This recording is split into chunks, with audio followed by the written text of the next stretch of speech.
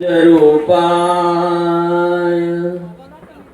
विश्वोत्पत्त्यादिहेतवे तापत्रय विनाशाय श्रीकृष्णाय वयं नमः।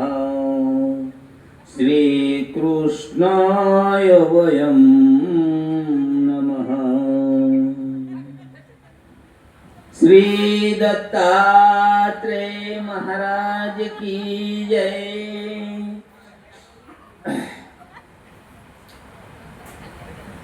युक्त आहार विहारस्य युक्त चेष्टस्य कर्मसु युक्त स्वप्नावबोधस्य योगो भवति दुःखः। युक्त आहार सकाळी आपण बघितलं, माणसाचा आहार हा युक्त असावा। जर युक्त नसेल तर स्वास्थ्यही आपलं ठीक राहत नाही आणि अध्यात्म साधनेमध्ये सुद्धा त्याचा अडथळा निर्माण होऊ शकतो। आणि म्हणून आहारावर ते कंट्रोल जर असलं तर बरंच काही साध्य होतो। परमेश्वराने आता आपल्यामध्ये नाही कोणी, आपण सगळे काही संन्यस्त साधक आहेत आणि बाकी वासनिक साधक आहेत, परंतु जनरल प्रमाणे भगवान गोपाल कृष्णांनी या गीतेमध्ये सांगितलंय की माणूस म्हटल्यानंतर त्या माणसाचा आहार असावा तसा निसर्गानेच माणसाचा आहार मांसाहार नाही आहे, शाकाहार आहे। कशावरून? कारण मांसाहारासाठी जे मांस खाणारे प्राणी आहेत ना, निसर्गाने त्यांच्या तोंडाची जी रचना आहे त्या प्रकारची बनवलेली आहे आणि माणूस हा शाकाहारी प्राणी आहे। माणसाचं तोंड चपट आहे, लांब नाही। जेवढे मांस खाणारे प्राणी बघा तुम्ही, त्यांचं तोंड लांब असते, वरून 2 सुळे खालून 2 सुळे, त्या मांसाला पकड बसावी, पकडता यावं, ते बाहेर खेचता यावं यासाठी। अजून तिसरी गोष्ट अशी की ते रक्त चाटण्यासाठी त्याची जीभ ही चरबट असते। तुम्ही कुत्रा पाहता ना, कुत्रा मांस खाणार आहे, लांडगा मांस खाणार आहे, वाघ आहे, सिंह आहे, तरस आहे, बरेच प्राणी मांस खाणारे, त्यांची जीभ चरबट आहे, ते जिभेनं पाणी उचलतात का नाही? चटक चटक। कुत्रा पाणी पिताना, वाघ पाणी पिताना चटक चटक आवाज येतो, म्हणजे ते होटाने पाणी नाही पित, तर ते जिभेने पाणी उचलतात। आणि म्हणून युक्त आहार माणसाने काय खावं? दही, दूध, तूप, लोणी, षड्रस अन्न त्याच्यासाठी दिलेले आहे। शास्त्रामध्ये लेहे, पे, चोषे आणि भोज्य 4 प्रकारचे पदार्थ त्याच्यासाठी तोंडी लावण्यासाठी दिलेले आहेत। लेहे, पेहे, चोषे, भोज्य, नाही का? पेय म्हणजे पिण्याचे पदार्थ आहेत, लेह म्हणजे चाटण्याचे पदार्थ आहेत। जेवणामध्ये तुमच्या बरोबर भाजी भाकरी असली, वरणपोळी असली, पण त्याच्याबरोबर तुम्ही लोणचंही देता ना, वेगवेगळ्या प्रकारची लोणची आहेत। काय वाटतं ते खाण्यासाठी भरपूर आहे, परंतु माणूस मात्र त्याला ते आवडत, किती टक्के लोकांना आवडत नाही? 90% लोक आज जवळजवळ ते खाणारे आहेत, फक्त 10% शाकाहारी लोक आहेत। जे धार्मिक संप्रदायातील जी मंडळी आहे त्यामध्ये 2 संप्रदाय, वारकरी संप्रदाय आणि महानुभाव संप्रदाय, हे कटाक्षाने द्यूतंच मद्यंच पिशितंच विष्यः पापार्ध चौर्यं परद्वार सेवा एतानी सप्त व्यसनानी घोराती घोरम नरके पचंती. ही 7 व्यसनं आहेत. द्यूत खेळणे, त्याच्यानंतर द्यूतंच मद्यंच, मद्य पिणे, दारू पिणे, नाही का. पिशित म्हणजे मांसभक्षण करणे, वेश्यागमन करणे, पापार्ध म्हणजे पारत करणे, शिकार करणे प्राण्यांची, चौर्यम म्हणजे चोरी कर्म करणे, परदार सेवा. वेश्यागमन हे वेगळं आहे आणि परदार म्हणजे परक्याची दारा म्हणजे स्त्री, तिच्यावर ते वाईट नजरे ठेवणे. हे अशी 7 व्यसनं महानुभाव तर कटाक्षाने पाळतात. वारकरी संप्रदायामध्ये सुद्धा त्याची पथ्य आहे, तेही पाळतात. अजून कुठले कुठले संप्रदाय, हे जे धार्मिक संप्रदाय आहेत ते बहुतेक पाळतात, परंतु याच्यामुळे विश्वामध्ये माणसाची हानी होते, पर्यावरणाची हानी होते. अत्याचार अनाचार जो बळावलेला आहे आणि या 7 व्यसनाने माणूस हा माणूस राहत नाही, तो हैवान बनतो, तो राक्षस बनतो, पशु बनतो. याच्याचमुळे आपल्या देशामध्ये आता जी संकट चालू झालेली आहेत, ही संकट अजून गडद होणार आहे. एक भविष्यवेत्ता आहे, आतापर्यंत त्यांनी जेवढे काही गोष्टी सांगितल्या त्या आतापर्यंत घडलेल्या आहेत. 26/11चा मुंबईमध्ये झालेला बॉम्बस्फोट, तो हल्ला, तो सुद्धा त्यांनी 4-6 महिने अगोदरच हे भविष्य वर्तवलेलं होतं, तो घडला. कारगिल युद्ध त्यांनी सांगितलं होतं, त्याप्रमाणे घडलं. आता जम्मू काश्मीरमध्ये जे काही हल्ला झालेला होता, आपली निरपराध अशा प्रकारची किती माणसं मेली तिथे, 26 लोक त्या ठिकाणी मारली धर्माच्या नावाखाली. तर हे सगळं त्या ज्योतिषांनी आधीच सांगितलेलं होतं आणि त्यांनीच आता पुढील भविष्य येणारं 26 साल आणि 27 साल, हे 25 सालापेक्षाही 26 साल खराब आहे. त्यासाठी माणूस जर सुधारला नाही तर हे संकट अत्यंत गडद होत जाणार आहे. आणि त्याच्यापेक्षाही 27 आपल्याला कोरोनामुळे कितीतरी यातना भोगाव्या लागल्या, चांगली माणसं गेली, पण कोरोनापेक्षाही भयंकर 27 सालामध्ये ही आपत्ती ओढवणार आहे असं त्यांनी सांगितलं की कोरोनापेक्षाही महाभयंकर ते असेल. आतापर्यंतच्या सर्व भविष्यावरून त्याची सगळी भविष्य ही खरी ठरलेली आहेत आणि म्हणून त्यांनी सांगितलं की आतापासूनच तुम्ही मात्र पाणी उकळून प्यायला सुरुवात करा. आणि त्याने हे सांगितलं की आजार जे बळकावलेले आहेत, आता कमजोर जी माणसं झालेली आहेत, याला कारण मी सकाळीच सांगितलं की आपणच आहोत. हिंदुस्थानमध्ये किती दुधाची गरज आहे, परंतु त्याच्यापेक्षा निमही दूध आपल्या भारतामध्ये मिळत नाही. निम्यापर्यंत मिळतं, परंतु निम जे दूध आहे हे कुठून येतं? साक्षात विष खाताय तुम्ही, विष. जे पावडरीपासून दूध तयार करतात अशा मोठमोठ्या डेऱ्या कितीतरी पकडलेले आहेत. तुम्ही दररोज जो भाजीपाला खाता याचा विचार करा ना, काय खातोय आपण, म्हणजे काय खावं आणि काय खाऊ नये. आज एखादा जर शेतकरी तो सेंद्रिय शेती करायला लागला तर त्याला उत्पन्न मिळत नाही.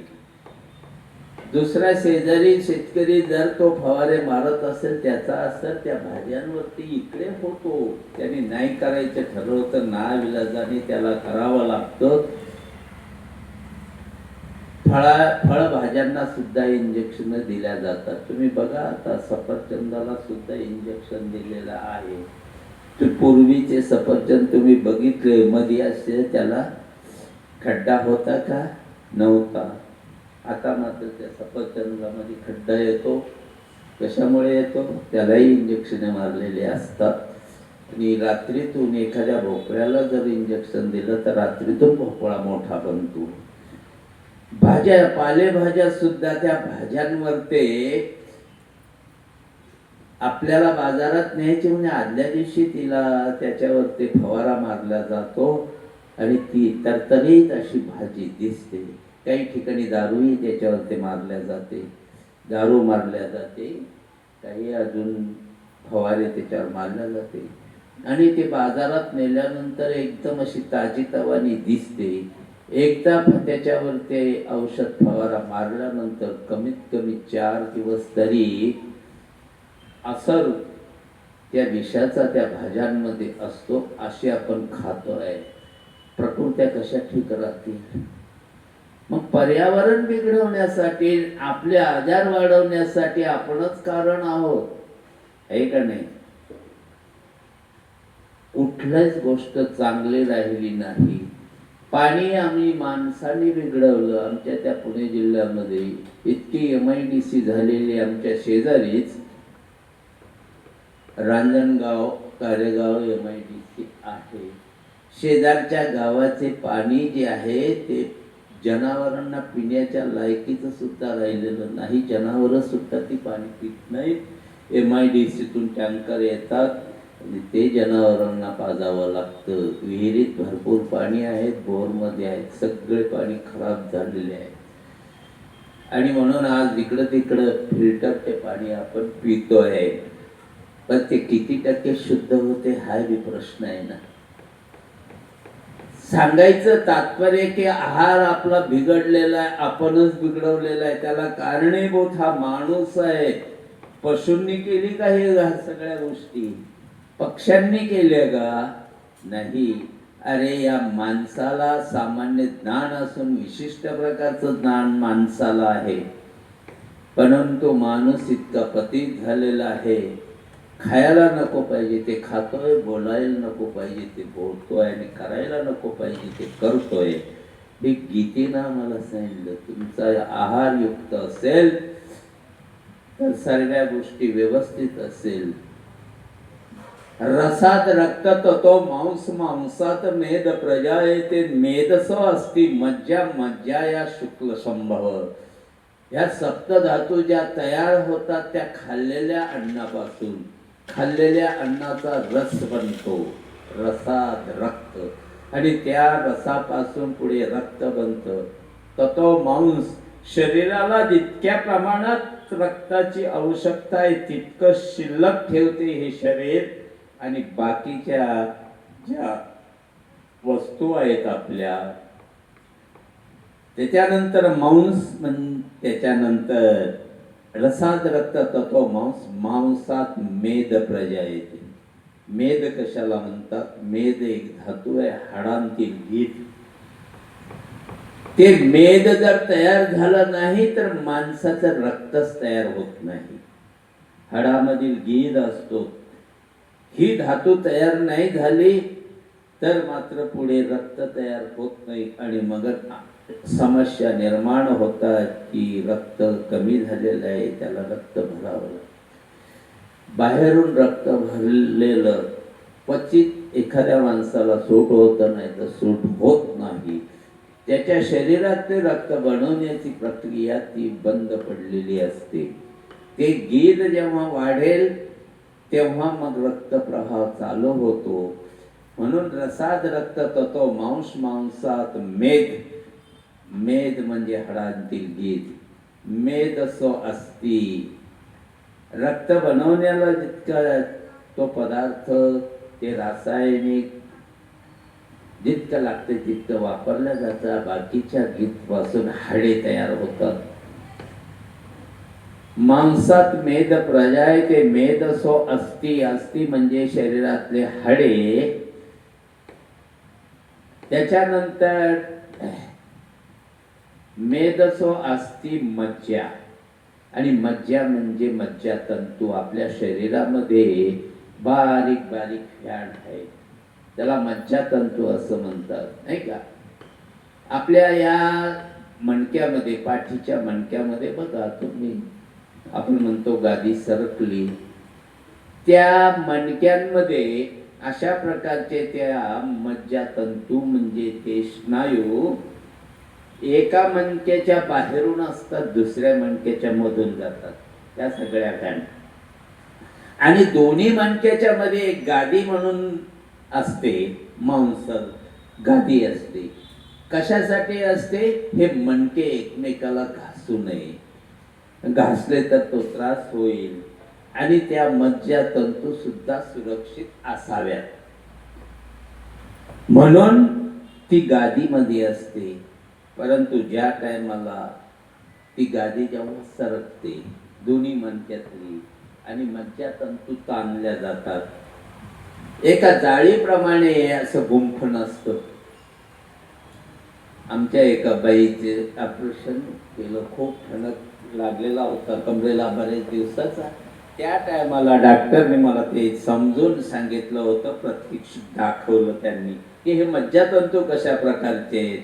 खालच्या मणक्यातून बाहेर आलेले वरच्या मणक्यातून संपूर्ण जाळी असते, मध्ये दोन्ही गादी असते, आणि वरच्या मणक्यात पुन्हा ते मध्ये घुसलेले असतात, पुन्हा पुढच्या मणक्यामध्ये वरून असते. ती थोडी जरी गादी सरकली, कमी जास्त उचलण्यात आलं, काही झालं तर लगेच ठणक चालू होतो. आणि मग डॉक्टरने सांगितलं की आम्ही किती औषधी दिल्या, किती गोळ्या दिल्या, तर ऑपरेशन शिवाय ही गादी ठिकाण्यावर येऊ शकत नाही, म्हणून तुम्हाला ऑपरेशन शिवाय पर्याय नाही. पेन किलर सारख्या गोळ्या वगैरे देऊन थोडा वेळ तो ठणक थांबतोही, परंतु पुन्हा तो ठणक जास्त प्रमाणात वाढतो. सांगायचं तात्पर्य की रसात रक्तात तो मांस मांसात मेद प्रजायते मेद सो अस्ति मज्जा मज्जाया शुक्ल संभव. 7व्या नंबरची जी धातू आहे तिला शुक्ल धातू म्हणतात, जी प्रजोत्पादनाला उपयोगी येते, एक नाही. सप्त धातू पासून बनलेलं हे शरीर, या शरीराच्या ठिकाणी अजून काय आहे हे गीतेनेच आम्हाला सांगितलं. 13वा अध्याय संपूर्ण क्षत्र क्षत्रज्ञ विभाग योग आहे. क्षत्र म्हणजे शेती आणि क्षत्रज्ञ म्हणजे त्या शेती करणारा शेतकरी, नाही का. तसं हे शरीर, याला क्षत्र म्हटलेलं आहे, आणि याच्यामध्ये जो असलेला शरीराच्या माध्यमातून सर्व काही कर्म करणारा तो क्षत्रज्ञ म्हणजे तो जीवात्मा आहे का नाही. याच्याविषयी सांगितलं की 36 विभागाने आपल्या शास्त्राने सांगितलं. गीता आणि ब्रह्मविद्या शास्त्र वेगळं नाही. इकडे भाष्यकार सांगतात हे शरीर संपूर्ण 36 विभागाने परिपूर्ण आहे. इकडे गीता सांगते महाभूतान्य हंकारो बुद्धी अव्यक्तमेवच इंद्रिय आणि दशेकंच पंचश्चंद्रिय गोचरा इच्छा द्वेष सुखम दुःखम संघातश्चेतना धृतिम एतत् क्षेत्रम समासेन सविकारम विदा उदाहृतम. हे विकार रूप काय आहे याच्यामध्ये 14व्या अध्यायामध्ये लगे गुणत्रय विभाग योग सांगितलेला आहे.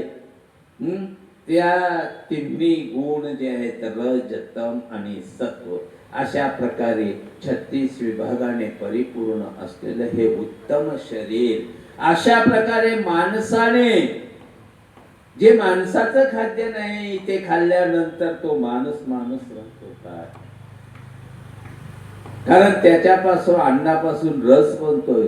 तामस अन्न खाल्लं 17व्या अध्यायामध्ये सांगितलं तुमचा आहार युक्त आहार विहारस्य, आणि तिथे सांगितलंय कट्वमला लवणा कृष्ण तुक्ष वृक्ष विदायना आहारा राजस श्रेष्ठा दुःख शोकामय प्रभा. सात्विक आहार कोणता आहे, त्याच्यानंतर राजस आहार कोणता आहे, आणि तामस उच्चिष्टम मपि चामेध्यम भोजनम तामसम प्रियम मुष्ट आहे, विटलेलं आहे, खराब झालेलं ते तामस माणसाला तामस प्रकृतीला, जेणेकरून प्रकृती तामस होते. आमच्या शास्त्रामध्ये एक क्रियापाक प्रकरण सांगितलेलं आहे.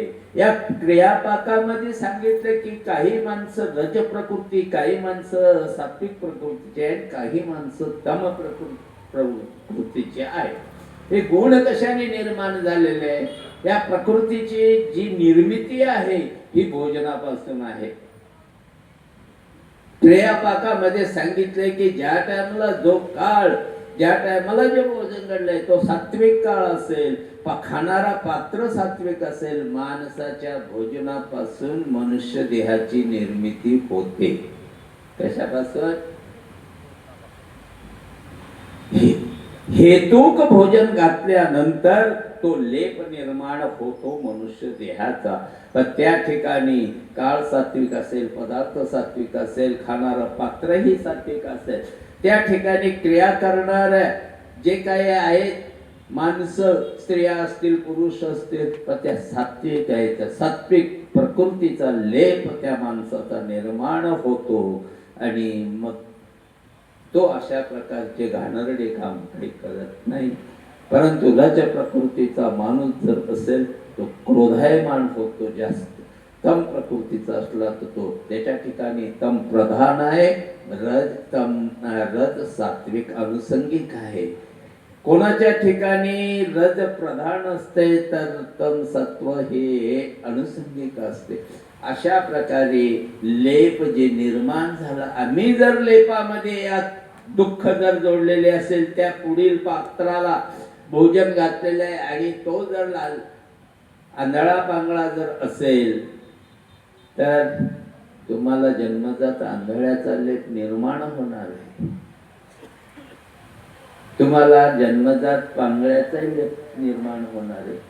तुम्हाला मतिमंद अशा प्रकारचा जर तो माणूस असेल तर तो लेप तशा पद्धतीने निर्माण होतो. आणि म्हणूनच महानुभावांची प्रक्रिया जी अन्नदानाची आहे ही हेतुक नाही.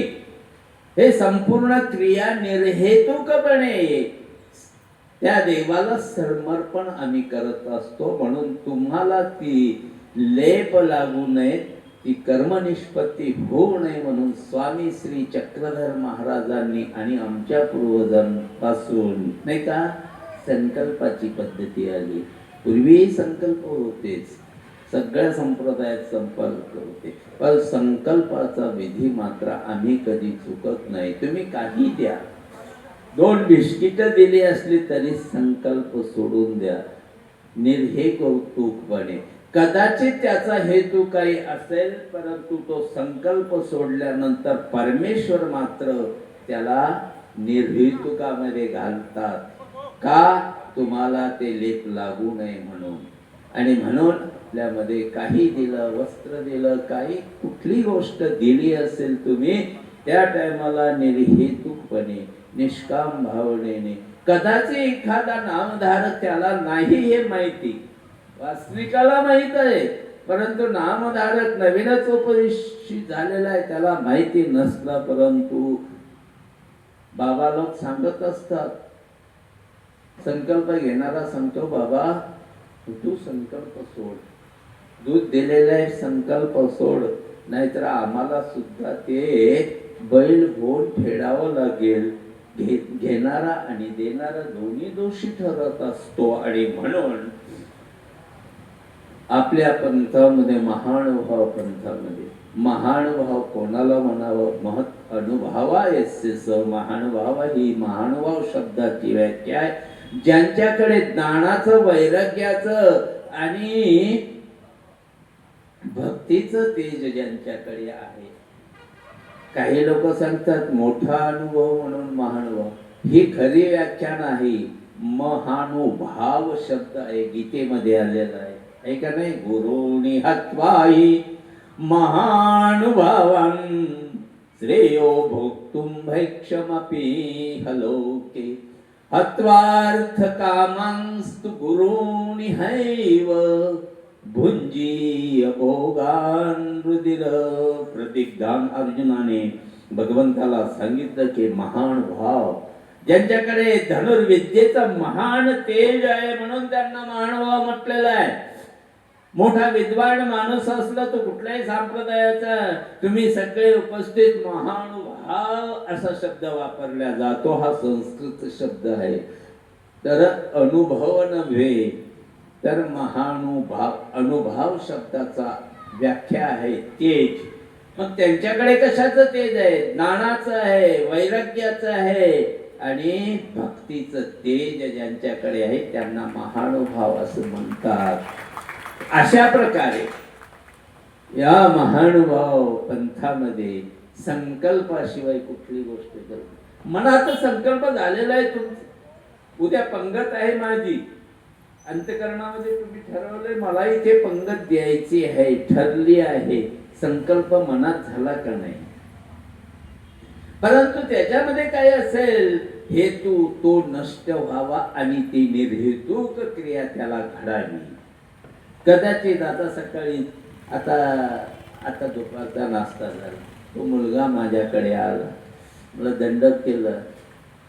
वैशाली ताई मला सांगत होत्या, बाबा त्याच्या स्वकष्टाचे आता हा नाश्ता आहे का नाही, त्याच्या कष्टातून कमवले पैसे आणि म्हणून नाश्ता देतोय. आला ना थोडा हेतू, माझ्या कष्टाचा पहिला नाश्ता आहे. माझ्या पगाराच्या पहिल्या पगारातली ही पंगत आहे. त्याच्या पाठीमागचा सूक्ष्म हेतू आपला काय आहे की माझं हे द्रव्य परमार्थाच्या ठिकाणी खर्च व्हावं आणि त्याच्यातून मला चांगलं श्रेय मिळावं. सुप्त हेतू आहे का नाही? आमचे भाष्यकार सांगतात, हेतू विना मंदोपी न प्रवर्तते. कुठली क्रिया हेतू शिवाय केल्या जात नाही. जाते का? हा सूक्ष्म हेतू हे कारण निर्हेतू करण्याचं काम करते कोण? ते आपली कृपा माऊली करत असते, देव करत असतो. आणि म्हणून तुम्हाला विधी सांगितलाय की तुम्ही कृष्णार्पण म्हणून, श्री चक्रधरार्पण म्हणून म्हणा, श्री कृष्णार्पण म्हणून म्हणा, कृष्णार्पण म्हणा, श्री चक्रधरार्पण म्हणा, काही म्हणा, पण हे देवा तुला माझं अर्पण आहे. आणि सूक्ष्म त्या ठिकाणी जरी हेतू असला तर तो परमेश्वर मात्र त्याचा हेतू तोडून निर्हेतू का. आणि निर्हेतू क्रियेने काय होते? कशासाठी? अन्नदानाची प्रामुख्याने क्रिया. आणि म्हणून हा वासनिक असतीपरी तुम्हाला मी याच्यासाठी सांगते की तुमचा कुठला तरी हेतू जरी असला तो तोडण्याची क्रिया मात्र त्या संकल्पामध्ये आहे. आणि ते कोण करते? ते कोणी नाही करत, ते परमेश्वर स्वतः करत असतात. तुझा हेतू तोडून निर्हेतुकपणे अनाधिकार नष्ट होता. तुमचे ज्ञानाधिकार, ज्ञानासाठी जो अधिकार लागतो तो जर जोडलेला नसेल, तुम्ही त्याला अडथळा निर्माण केलेला असेल. कशामुळे निर्माण होते ही प्रक्रिया? पूर्व प्रमादामध्ये, पूर्व जन्मामध्ये एखादा शास्त्र ऐकत आहे, परंतु याने त्याला उठवलं तिथून. अरे काय ऐकतो, चल तिकडे जरा मोज करून येऊ, जरा फिरून येऊ. शास्त्रातून उठवलं, शास्त्र ऐकू दिलं नाही. एखाद्याला अन्नदान करत असताल त्याला काय करतील, झाले त्यात पैसे तेवढेच राहतील आपल्याला हौसमौज करायला. वाचवलं त्याचं द्रव्य. येणे करून ज्ञानाला जे अनाधिकार निष्पन्न होतात, हे अनाधिकार नष्ट होण्यासाठी अन्नदान प्राधान्याने आहे. हे अनाधिकार नष्ट होण्यासाठी स्मरण प्राधान्याने आहे. हे अनाधिकार नष्ट होण्यासाठी दंडवत प्रधान आहे. आणि ही प्रक्रिया वासनिकांना जरूर आचरायला पाहिजे. तुमचा ज्ञानाधिकार जो आहे तो शुद्ध झाल्यामुळे अनाधिकार नष्ट होऊन, काही माणसं जेव्हा पोथी चालते ना, पोथी चालल्याबरोबर आमच्या मार्गात एक नवीनच व्यक्ती आलेली होती आणि दंडवत म्हटलं की ते तिकडं लगेच झोपले. पुन्हा दंडवत म्हटलं का उठले. शेवटचा दंडवत झालं का ते उठले. आणि मग बाबा मला दंडवत म्हटलं का झोप येते, शेवटचा दंडवत म्हटलं तेव्हा जाग येते, काय करू? मग बाबांनी सांगितलं, तुम्ही झोळीमध्ये पात्र घालू नका. नुसत्या कपड्याच्या झोळीमध्ये भिक्षा मागा. एक 6 महिने करून पहा. आणि ती भिक्षा आल्यानंतर दररोज एका साधूला जीव घाला. भिक्षेचं अन्न दररोज आता मोठ्या मार्गामध्ये इथे 500 लोक, एका पात्राला दररोज भिक्षा मागायची, दोघांपुरती मागायची आणि त्या भिक्षेतून एक पात्राला तुम्ही जीव घाला. आणि मग त्यांनी त्याचा प्रयोग 6 महिने केला आणि 6 महिन्यानंतर मग मात्र दंडवत म्हटल्यानंतर पोथीचा दंडवत झाला का झोप मात्र त्याला येत नव्हती. तो अनाधिकार अशा प्रकारे नष्ट केला. सांगायचं तात्पर्य की अनाधिकार ही अन्नदानाची जी क्रिया आणि ही निर्हेतुक क्रिया आहे. निर्हेतुकपणे हे घडल्यानंतर तुम्हाला ती बोध संक्रमणा निश्चितच कोण्या काळी होईल सांगता येत नाही, नाही का? निश्चितच होईल. आणि म्हणून परमार्गामध्ये गीतेमध्ये सुद्धा जोपर्यंत अर्जुनाला बोध संक्रमण झालेली नाही तोपर्यंत अर्जुनाच्या शंका दंडावर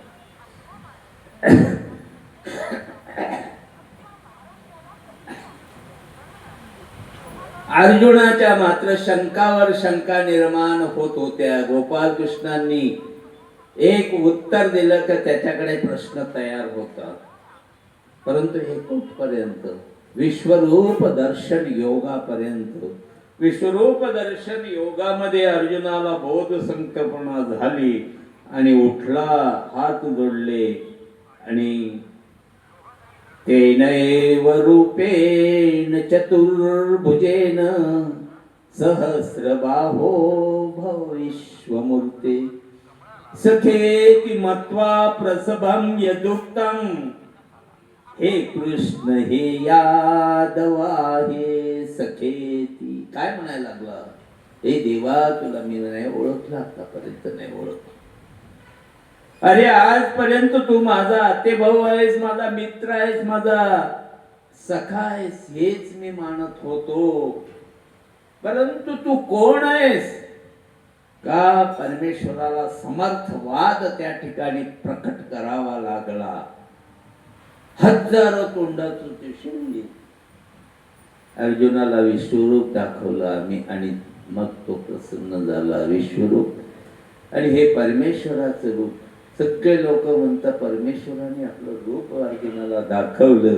अरे ते रूप अर्जुन दाणिया होता, कर्मयोगामध्ये तो आचार्य तो त्याने जोडलेलं होत. तो ज्ञानिया होता, तो प्रेमिया नव्हता. परमेश्वराचं स्वरूप शब्द अवस्थेमध्ये कोणाला दिसतो? हा मोठा प्रश्न आहे ना. दिसत का नाही?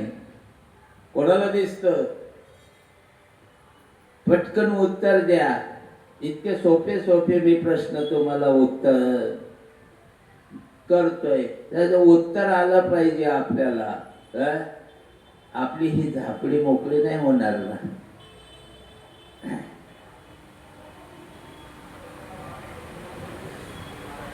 प्रेमियाला या अवस्थेमध्ये प्रेम संचार होतो तेव्हा मग त्याच्यामध्ये प्रकार आहेत. 1 कळकीचा प्रेमी आहे, 2 कळकीचा प्रेमी आहे आणि 3 कळकीचा प्रेमी आहे आणि 4 कळकीचा प्रेमी आहे.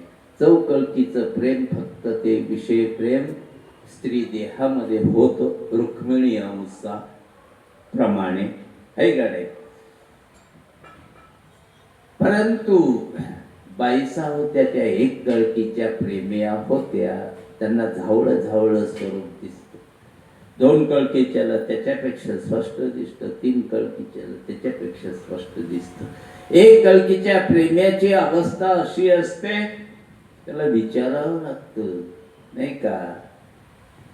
1 कळकीच्या प्रेमियाला प्रयत्न करून देह त्याग करावा लागतो परमेश्वरासाठी, जे आपल्याला बाईसाच्या माध्यमातून आपल्याला समजेल. स्वामीवरती सहस्र सैनिकांनी जेव्हा त्या मठावर ते चालून आले 1000 सैनिक. वृद्धा संगम आला. वृद्धेचा आणि गोदावरीचा संगम जिथं झालेला आहे त्या ठिकाणी त्या मठामध्ये स्वामींचं वास्तव्य होतं. आणि बाईसा मात्र पैठणला काही साहित्य देवाच्या पूजावसरासाठी आणण्यासाठी गेलेल्या होत्या. इकडे महादाश्रमाने ते 1000 सैनिक पाठवले होते. हेमाद्रीने पाठवलेले होते. एक राजगुरू होता राजाचा आणि एक प्रधानमंत्री होता. आणि हे आमचा मार्ग उच्छेदिते वैदिक कर्मकांडावर ते स्वामींनी आघात केलेला होता. अरे हा जीव म्हटल्यानंतर सगळे एक आहोत आपण. सगळ्याला ज्ञानाधिकार आहे, सगळ्याला धर्माचा अधिकार आहे. तो स्त्री असेल पुरुष असेल. आणि म्हणून या संपूर्ण महाराष्ट्रामध्ये स्वामींचं परिभ्रमण चालू असताना आता यांनाच आपण घात करायचा असं म्हणून 1000 सैनिक जेव्हा पाठवले. आचार्य नागदेव त्या ठिकाणी होते, स्वामी होते, बाईसात गेलेल्या होत्या, अजून काही भक्तजन थोडेफार असतील. आणि ते 1000 सैनिक जेव्हा मठावर ते चालून आले आचार्यांनी त्याच एका सैनिकाच्या हातातली एक तलवार हिसकून घेतली आणि उलट्याच तलवारीने संपूर्ण सैनिकाला झोडून पराभूत केलं. पळाले सगळे. आणि मात्र देव नागदयांना म्हणणे नागदेवांना, अरे तू काही महात्मा,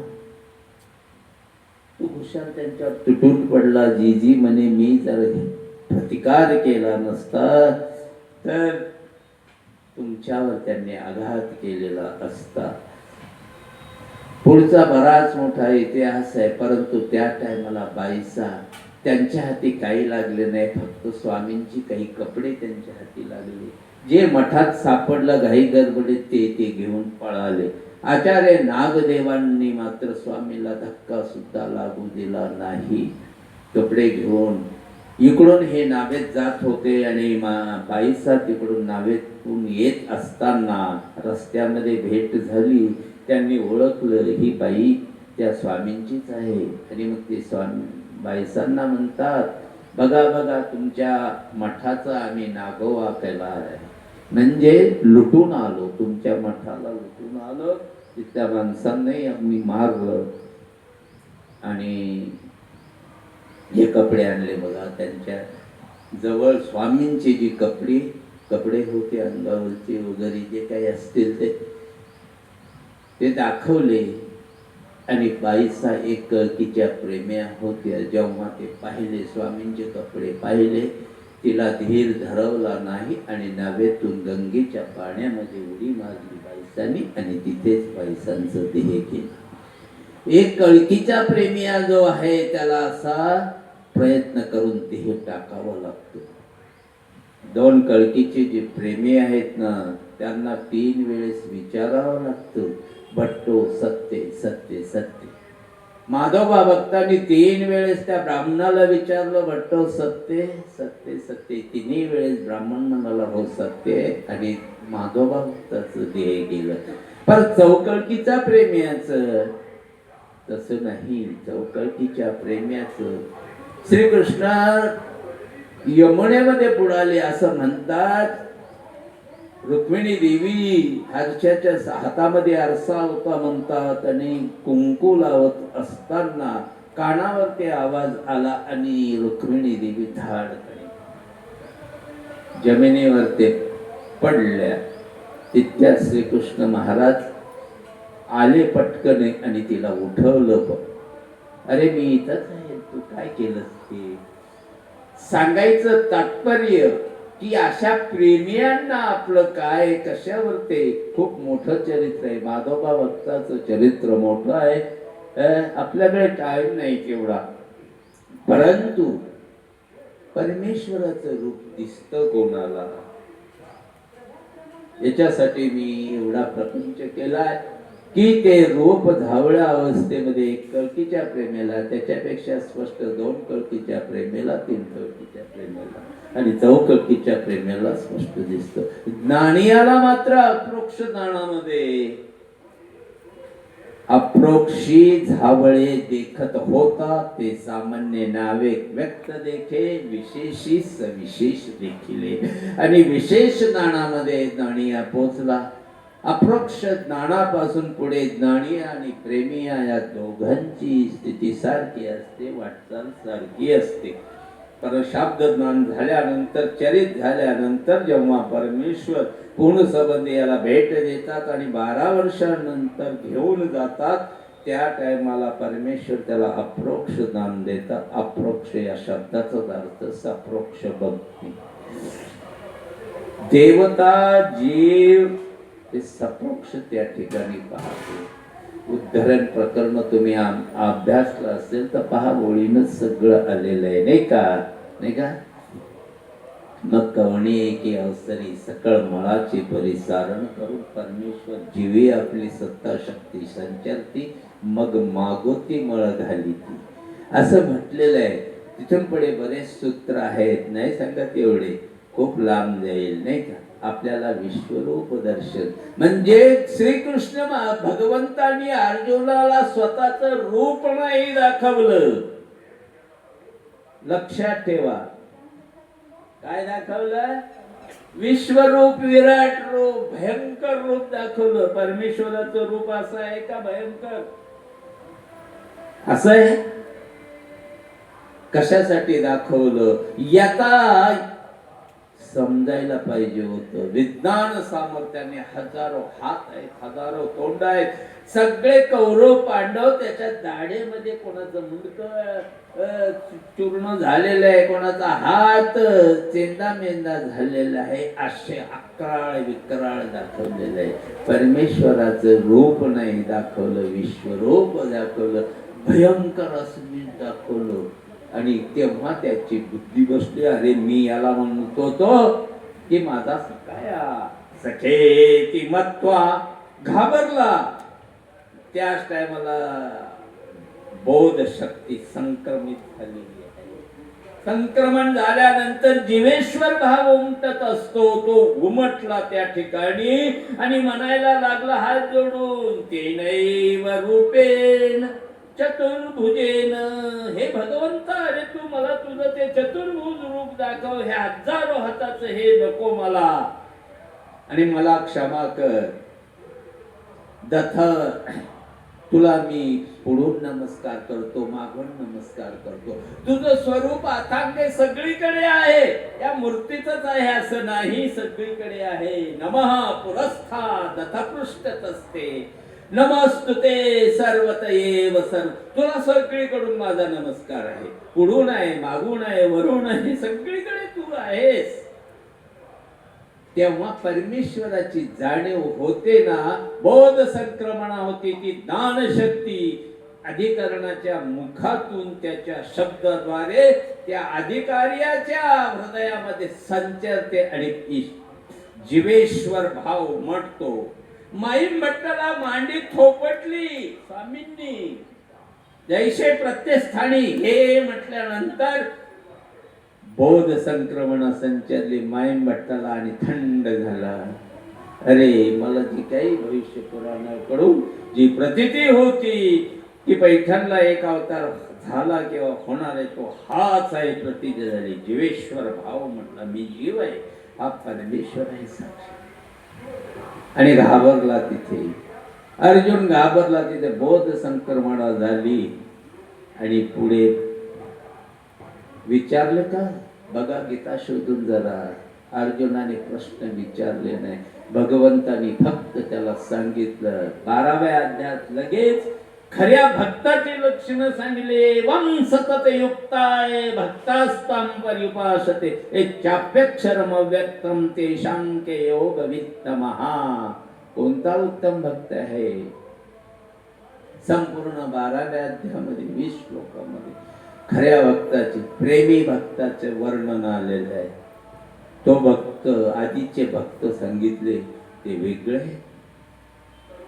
ज्ञानी भक्ताचे लक्षण सांगितले नाही का, परंतु इथे मात्र खऱ्या अर्थाने तो प्रेमी भक्त आहे, त्याचे लक्षण कसे आहे. आणि म्हणून हा ज्ञानाधिकार तुम्हाला येतो फक्त कशातून, सोपी गोष्ट आहे का.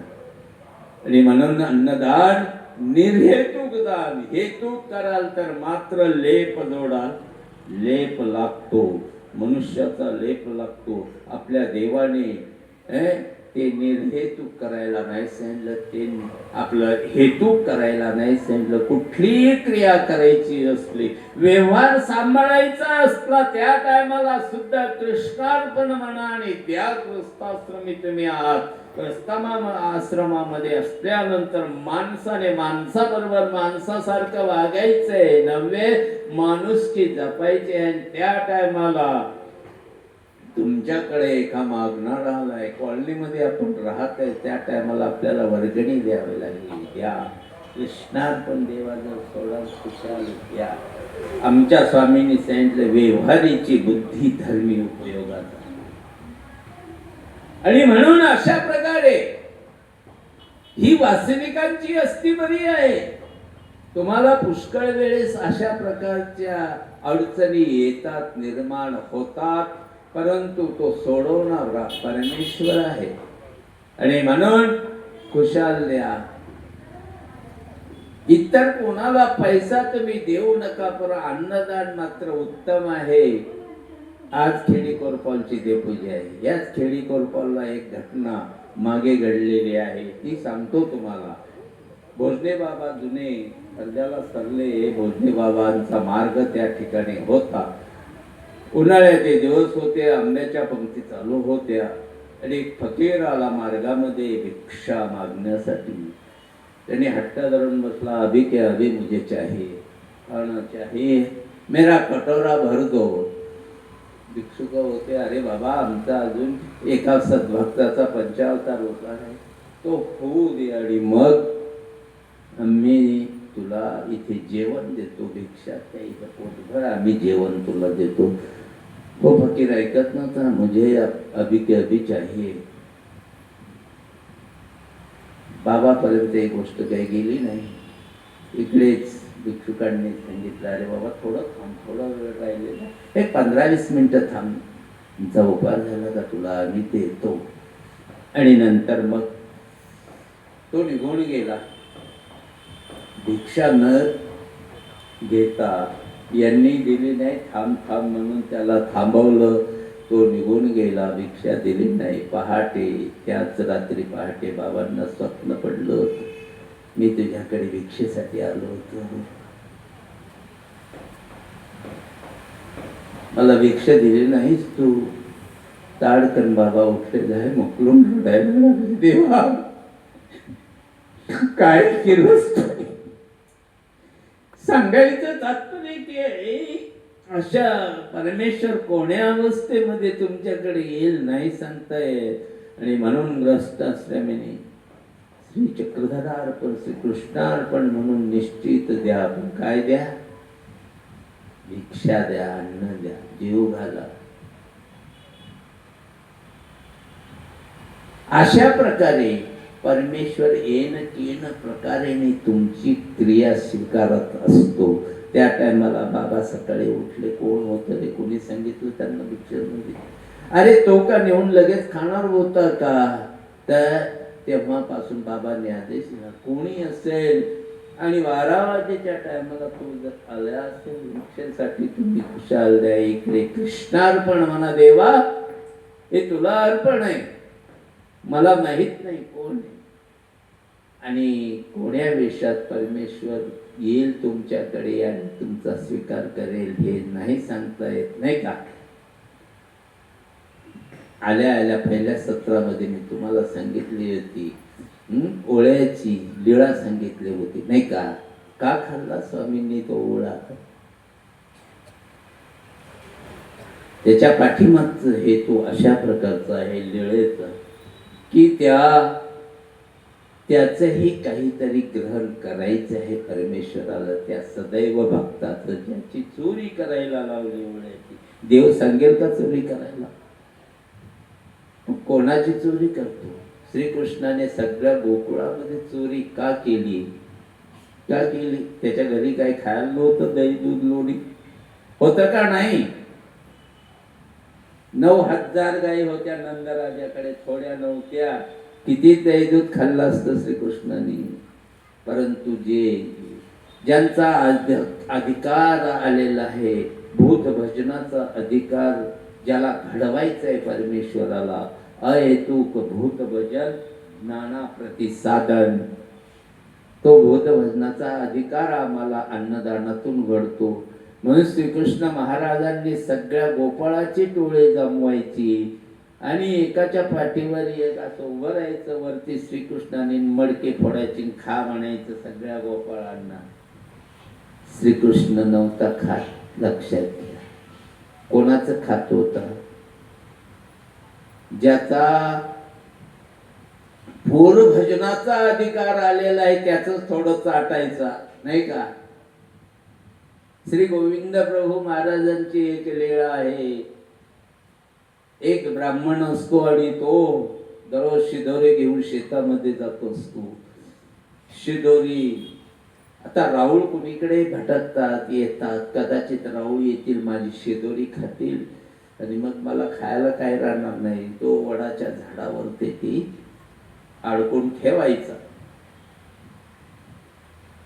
परंतु त्याचा अधिकारच आलेला होता. परमेश्वराने एक शीत खाल्लं तरी त्याला ते प्रेम द्यावं लागतं, पण ते खावं लागतं, हे का नाही? ते आधी खावं लागतं. अनंत हस्ते कमरावराने, देताच घेशील किती दोकराने, नेईल जेव्हा तितका कराने, आवरून धरशील किती दोकराने. तो अनंत हाताने देणार आहे, पण आपल्या हाताने, 2 हाताने तर तू दिलं पाहिजे ना. ही साधनवंत सगळे त्याचे वासनिक, हे भिक्षुक, हा प्रत्येक माणूस त्या परमेश्वराचा आहे. आमचे म्हणतात, कवणत्रेंचे केसने पात्र हे नेनेजी. तुकोबांनी सांगितलं की अन्न घालावे सर्वाभूती, पात्र सापडे दैवागती. परंतु आपलं जे हेतू आहे मात्र तो निर्हेतुक निष्काम असावा. याच्यातून मला काय मिळायचं नाही. देवा तू सांगितलंय म्हणून मी हे अन्नदान करतोय, तुला काय करायचं ते. माझं फक्त ही कणी घोगरी जी आहे हेच मी देऊ शकतोय, ती स्वीकारात घे, गोड करून घे. अरे कुचके रुचके 2च पोहे खाल्ले त्या सुदाम्याचे. काय घेतलं ऋण? तर 2 पोह्याचं ऋण घेतलं. मुठभर खाल्लं असतं तर काय झालं? तर मुठभर पोहे होते. किती दिवसाचे खौट झालेले, 17 ठिकाणी त्या धोत्रामध्ये बांधून आणलेले, आणि सगळे एक ठिकाणी गाठी सोडून सोडून ते मुठभर पोहे गोळा केले. सगळी मूठ तोंडात घातली असती तर काय झालं असतं? पण जेव्हा काय हो, रुक्मिणी देवी म्हणते काय तुमच्या हातात? अगे माझ्या मित्राने आणलेलं आहे. माझ्या मित्राने मला खाऊ आणलेलं आहे, तू खाते. अरे रुक्मिणी देवी म्हणतात काय अप्पलपोटे आहात तुम्ही? एकटेच सर्व भाऊजीने आणलेला खाऊ खाता काय? तिने खालून थापण मारली हाताला आणि उडवले पोहे. आणि सगळ्या गोपिकांच्या कोणाच्या हातात 2 सापडले, कोणाच्या हातात. श्रीकृष्णाच्या बोटात मात्र 2च अडकले होते आणि तेवढे खाल्ले आणि ढेकर दिला. ऋण तरी मुष्टी पोहे त्याच्या व्याजांत हे मन गणिती. त्याचं व्याज म्हणून सुवर्णाची प्रतिद्वारका त्याला दिली आणि ऋण तरी मुष्टी पोहे त्याच्या व्याजांत हे मन गणिती. मुदलांत मुक्ती देणे, आणि मुद्दाला मध्ये काय मुक्ती तर ती बाजूलाच राहिलेली आहे, त्याच्यात त्याला द्यावेच लागणार आहे. म्हणून अशा प्रकारे युक्त आहार युक्त घ्या, जेणेकरून तुम्हाला ती शरीराच्या ठिकाणी सुदृढता येईल. अन्नदान क्रियेतून तुम्हाला आपले जे अनाधिकार आहेत ते नष्ट करायचे आहेत आणि ज्ञानाधिकार घडवायचा आहे, त्यासाठी अन्नदानाची क्रिया आहे. म्हणून या ज्या क्रिया आहेत या निर्हेतुकामध्ये माणसाच्या पाठीमाग कुठला तरी हेतू असतो. काहींचा फक्त त्याच्यामध्ये हे दान करताना काही पथ्य त्या ठिकाणी पाळायची असतात. काय पाळायची असतात? योग्य व्यक्ती योग्य काळात योग्य हे दान करायलाच पाहिजे, नाही का?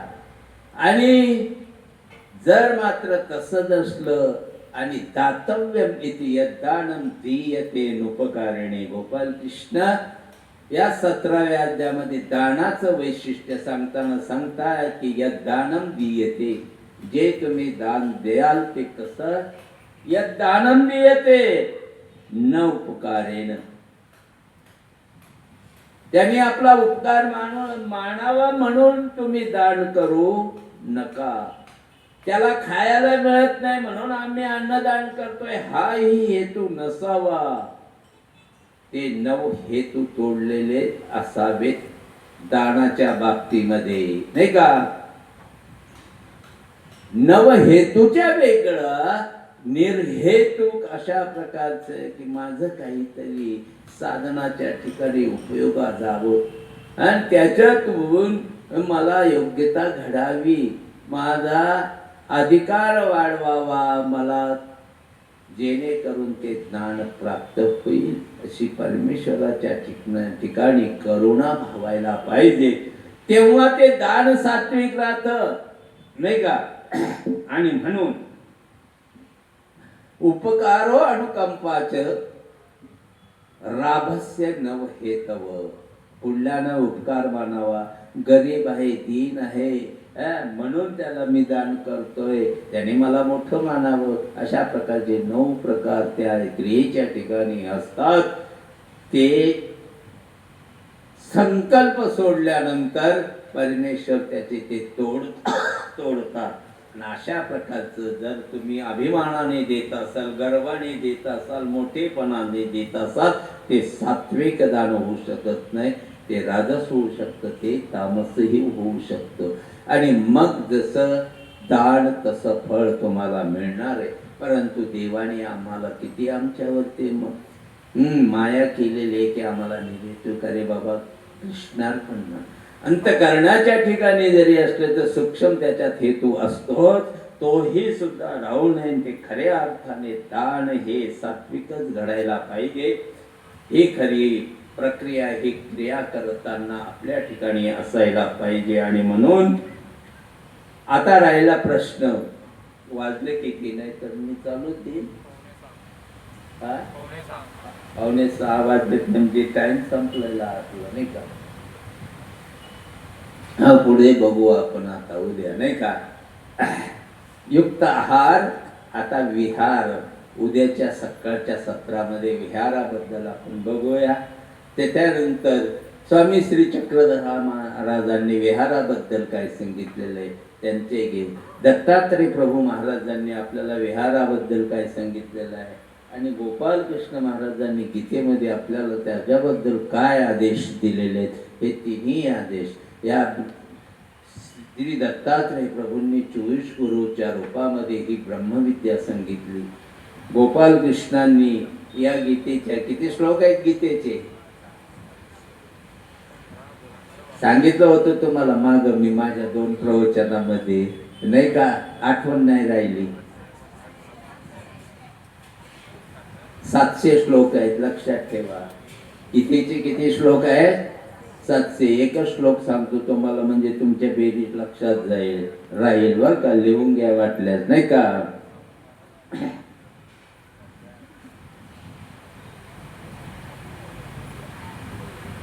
वेदाब्दि बाण कृष्णस्य, तुम्ही श्लोक लिहून घ्या. वेदाब्दि बाण कृष्णस्य वेद अष्टो अर्जुनस्य युग्माग्नि संजयश्चैव पुत्रस्य अंक पितु शशिः. हा एवढा श्लोक आहे. याच्यामध्ये 700 श्लोक गोठलेले आहेत. याच्यामध्ये श्रुती वाक्य म्हणून श्रीकृष्णाचे किती श्लोक आहेत? वेद म्हणजे 4.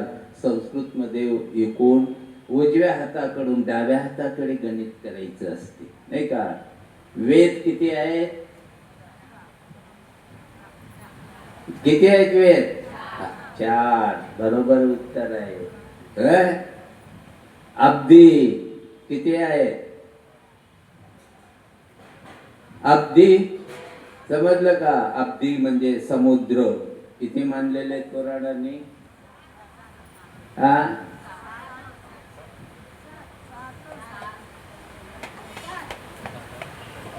बदलायचं नाही ना, एकच सांगायचं. 7 ना? हं. 7 समुद्र आहे. मग 4च्या नंतर 7 किती आले? 74 झाले ना. तुम्ही गणित नका सांगू मला, बेरीज सांगायला लागले तुम्ही.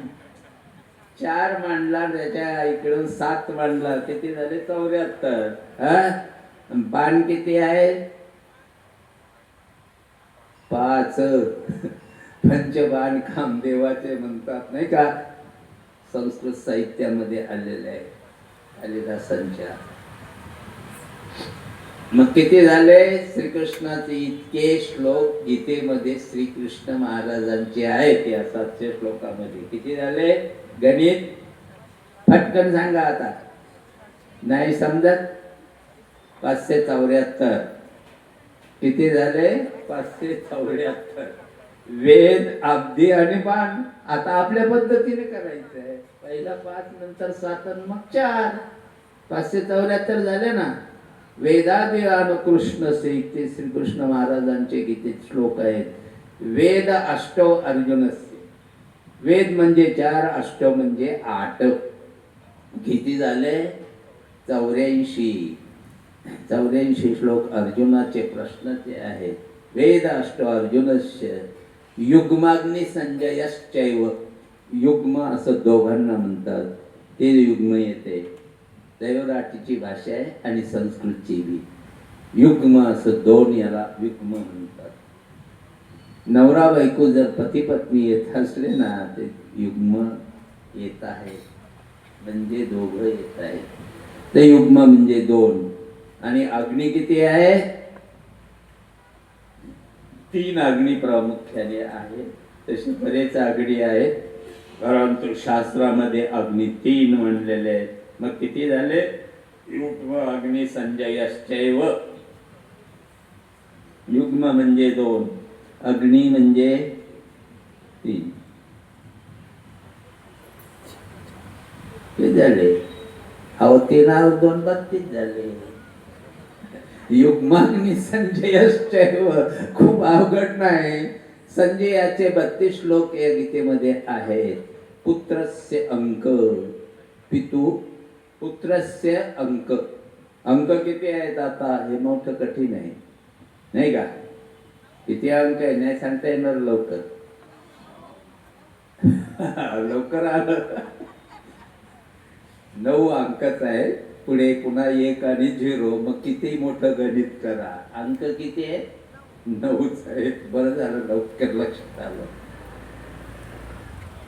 पुत्रस्य अंक म्हणजे याच्यामध्ये दुर्योधनाचे 9 श्लोक आहेत. आहेत नाहीत तुम्हाला? या गीतेत दुर्योधनाचे 9 श्लोक आहेत. आणि पितुः शशी. पितू म्हणजे धृतराष्ट्राचा पहिला एकच श्लोक आहे. धर्मक्षत्रे कुरुक्षेत्रे समवेता युत्सवा मामकः पांडवाश्चैव किम कुर्वत संजयः. नाही का?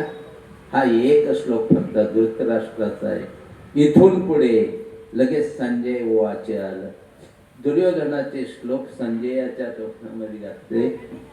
संजय सांगतोय ते, पश्येतां पांडुपुत्राणाम आचार्यं महतीं चमूं यूढां द्रुपदपुत्रेण तव शिष्येन धीमता अत्र शूरा महेश्वासा भीमार्जुन समायुति युद्धाणो विराटश्च द्रुपदश्च महार दृष्टकेतुश्च कीतानः काशीराजश्च वीर्यवान् पुरुजित कुंती भोजश्च शैवश्च नरपुंगव. एकंदर पहिल्या श्लोकाच्या नंतर ते 9 श्लोक दुर्योधनाचे आहेत. दुर्योधन काय म्हणाला हे त्याच्यामध्ये आहेत. आणि मग तिथून पुढे पुन्हा संजयाचे आहेत. पहिल्या अध्यायामध्ये श्रीकृष्ण महाराजांचा एकही श्लोक नाही. अशी एकूण 7 श्लोकामध्ये हे तत्वज्ञान श्रीकृष्ण महाराजांनी अर्जुनाला निमित्त करून तुम्हाला सांगितलं. तेच तत्वज्ञान आमच्या स्वामींनी मात्र 1250 सूत्र त्याच्यानंतर 114 दृष्टांताच्या माध्यमातून आमच्या स्वामींनी ब्रह्मविद्या सांगितली. त्याचा गोषवारा आता उद्या आपण काय आहे, युक्त आहार आणि विहाराच्या बाबतीमध्ये तिन्ही अवताराच्या माध्यमातून दत्तात्रय प्रभूंनी विशेष आपल्याला शिकवण दिलेली आहे. ते बघूया. दंडवत हो.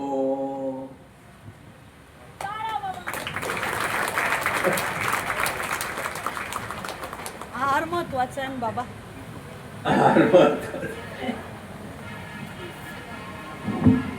सात्विक आहार महत्वाचा आहे. श्री दत्तात्रेय महाराज की जय. सर्वज्ञ श्री चक्रधर स्वामी की जय. तर मंडळी, आपली आपली पारायणाची पुस्तकं काढायची आहे. संध्याकाळचा पूजा अवसर आपल्याला म्हणायचा आहे सर्व.